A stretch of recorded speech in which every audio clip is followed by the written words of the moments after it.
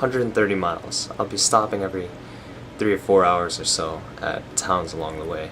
I'd like to make it in 2 days, but that's probably not going to be possible without a forced march and no sleep. iPod, glasses, containers for rice, some Cliff Bars just because I really like Cliff Bars, and toilet paper for well, when I'm done with the Cliff Bars. Got some pre-wrap, all sorts of joint wrappings, baby powder, bandages, Neosporin, GPS, my journal, the directions, flashlight, some pens. All my clothes are in here. I hope it's enough to keep people from hitting me. Guessing this thing weighs about 30 pounds. At least. Way too heavy. Wish me luck. I'm kind of scared. You're crazy. Cello. So here's Wilson, being so kind as to drive me a few miles out of town. And here's Don playing the guitar.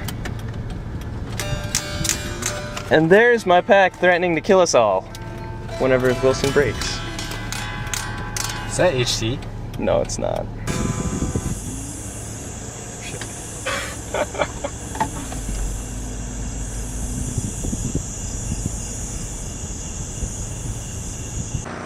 Okay, you can't see me, but you can see the cars.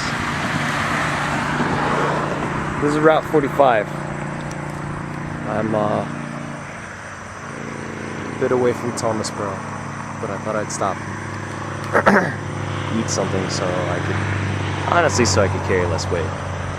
Alright, so far so good. My neck's starting to hurt. My shins are starting to ache just the slightest bit.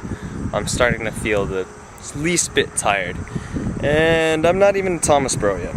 So we'll see how things go, and I'm starting to realize that it's going to be really difficult to find a place to sleep. Gotta keep my wits about me, gotta keep moving.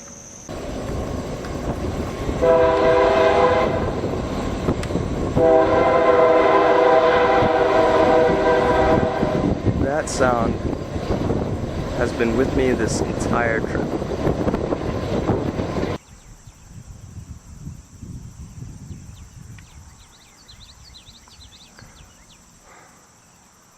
I'm gonna miss the 7 a.m. mark on Loda. I'm at a Colonial Pantry in Paxton, Illinois.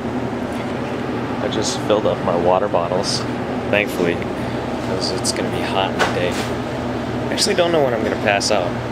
It's probably gonna happen soon. But yeah, I sat on the toilet. That was awesome.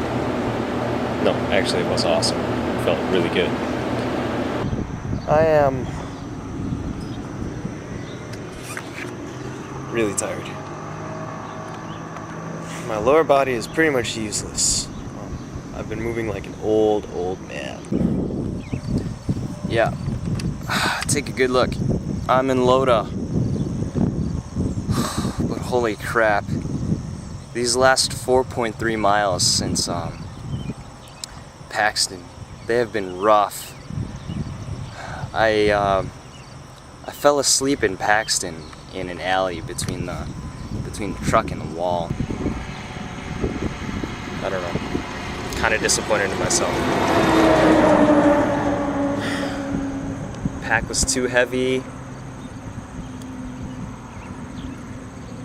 At least I walked through the night. That was pretty good. My legs are giving way, like I said. Anyway, that's enough. Signing off for now.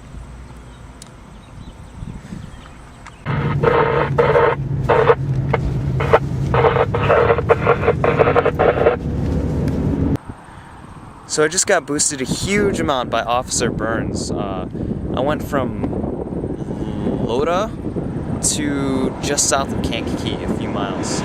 Hit Loda, got to a convenience store, went outside, slept on the floor for a little bit, woke up and I felt a ton better. Unbelievable. And I opened up the the Mylar sheet, and let's just say that's a bad idea, alright? Okay. Because I had the Mylar all over my head trying to like shield myself from the sun, and it was just like microwaving me basically. I'm in Kankakee, well, the outskirts of Kankakee. I'm at a gas city.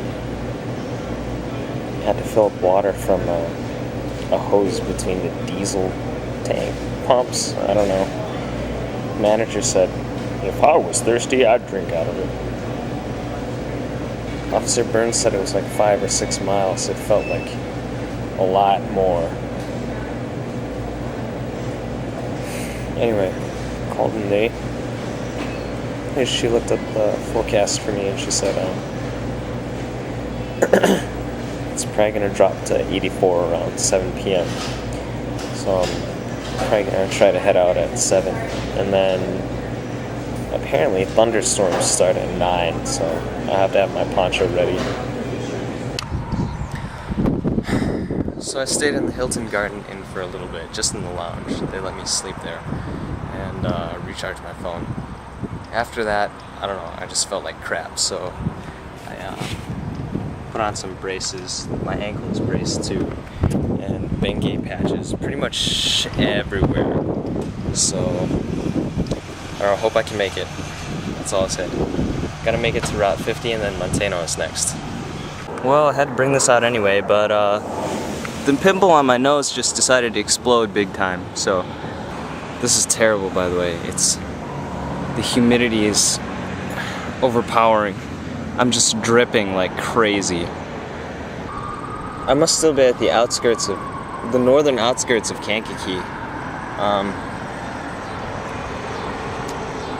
I don't know, this might be it. My entire body is just pain right now. I'm drenched head to toe in sweat.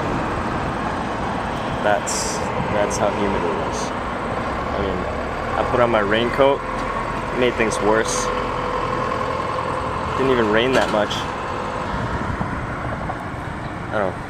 I'm just gonna sit here for a while and then see if I can go in a little bit.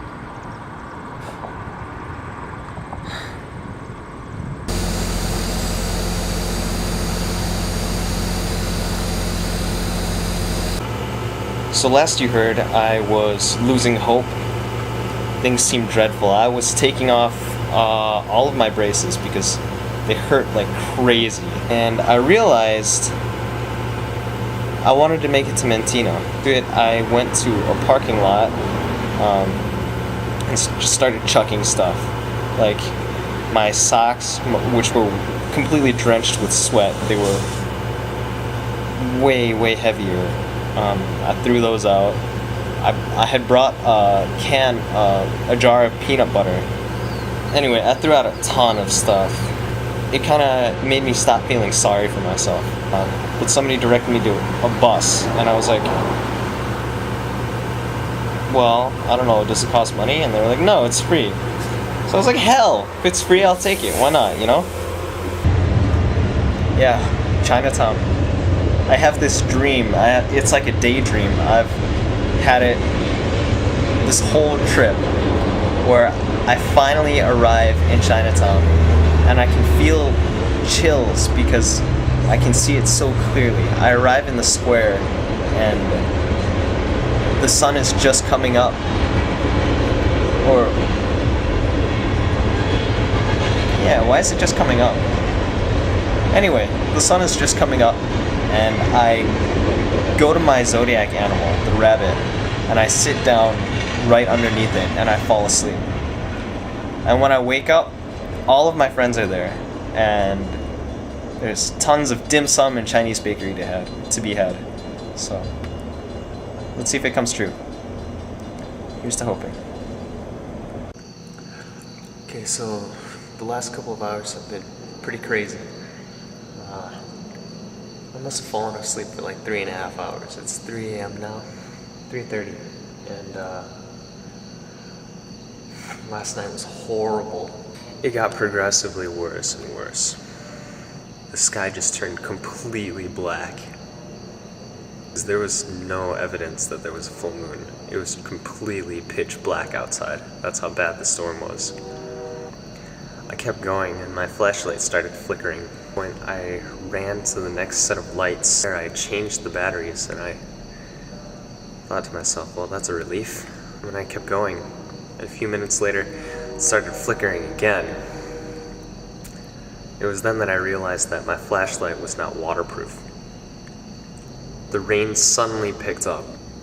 At that point, I just completely gave up and started flashing passing cars in the hopes that they would stop. They all blew completely past me. And I saw light in the distance. I made a dash for it. I realized that it was just the lights from a far-off grain silo. At that point, I had no idea what to do. I stopped and my face was just like completely, I had no idea what to do. I turned back towards the oncoming cars, knowing that none of them would stop. One of the cars slowed to a stop. Two amazing people rescued me. Took me to this train station, which is a lot closer to Chinatown too, actually. Well, I'm up and at 'em now. I want to get to Chinatown. I just want to make that dream come true. Just want to sit where I've seen myself sitting for the past 2 days and get some dim sum. Hi again. This time I'm on Governor's Highway, which is very long. I've been half-heartedly trying to hitch a ride, but nobody wants to pick me up. Whoa, those do look related. So it's gonna take probably another 10 hours, which makes me want to kill myself. I don't know if I explained already. Actually, I don't remember. But I'm in Flossmoor right now. Cop picked me up on Kedzie and suggested that I take the train in, so I was like, you know what? Can't do another 30 miles. I know. I'm weak, willpower and all that. But train's gonna be here in like 15 minutes. I'm gonna make it into Chicago Union Station, and then I'm gonna take the red line to Chinatown. So that's the plan.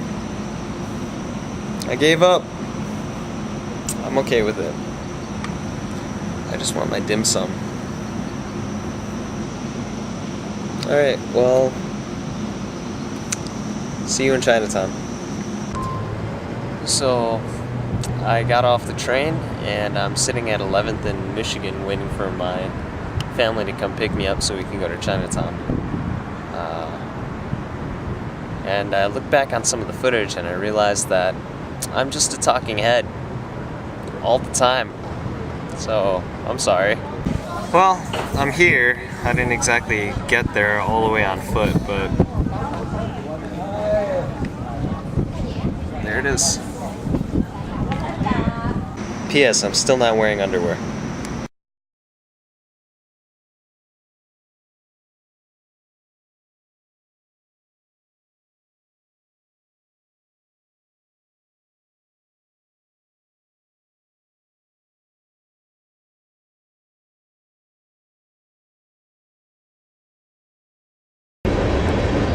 Popped a painkiller. Updated everybody on Facebook and Twitter because I'm an attention whore like that. I'm gonna edit that out. No, I'm not.